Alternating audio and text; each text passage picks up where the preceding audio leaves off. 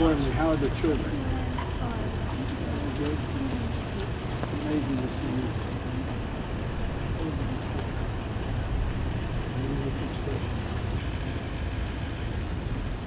I got a handshake here, too. That is... Well, she's still teaching.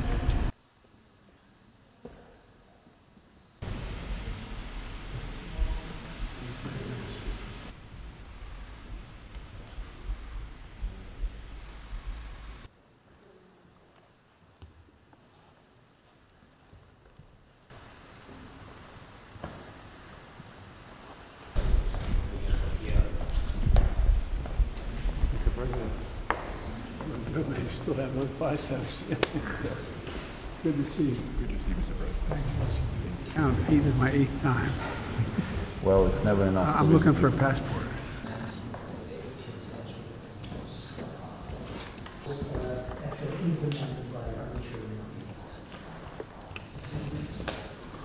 Mr. President, today we host President Biden. That is so important signal for us, and all we are proud of it.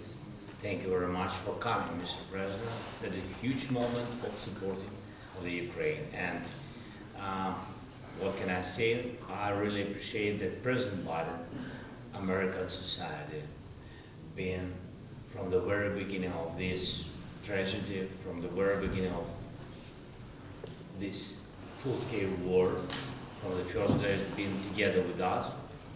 First phone call of supporting was from White House to Ukraine. And thank you for your leadership. Thanks bipartisan support. Thanks Congress. I think that is a historical moment for our country, and very important. Today we'll speak in detail about the situation on the battlefield. But I think almost we'll speak about people, about Ukrainians, about Americans. I think that is huge and so difficult period for societies, and what we have to do to stop the war, to have success in this war, to make Ukraine more stronger, and how to win this year. You're very welcome, Mr. President. Thank you so much. Presumptuous of me to say this, but I thought it was important that the President of the United States be here the day the attack began. Because as the President remember, I was warning the world that he was going to attack. I was certain of it. And I thought it was critical that there not be any doubt, none whatsoever, about U.S. support for Ukraine in their war against the brutal attack by Russia. It's good to be back in Kyiv. I was telling the President, one of my newer staff members on the flight from Washington into Poland asked me how many times I've been to Kyiv. And I had to stop and think. It's my 8th trip.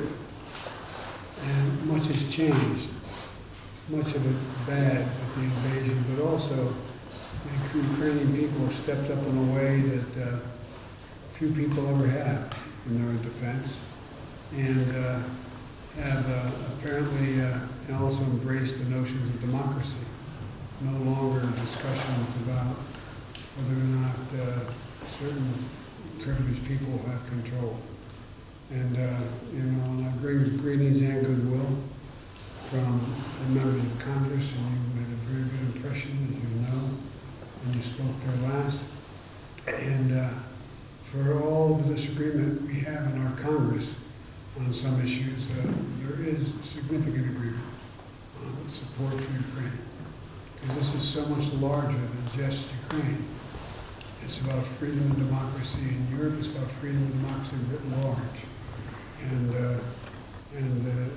all the American people, I know that so many have been kept Ukrainian people, particularly women and children, in their prayers, seeing what's happening. They can't fathom the idea of the shelling at night and the shelling of everything from orphanages to schools to the like. It's barbaric.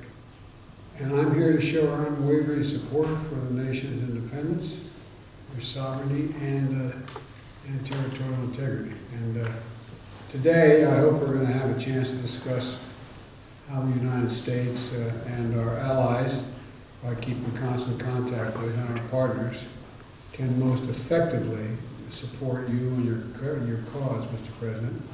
And I look forward to discussing all of this and then addressing the world with you afterwards. But again, the admiration for the people of Ukraine, ordinary, hard-working citizens who were never trained to be military. The way they stepped up, it's just, it's beyond heroic. And the whole world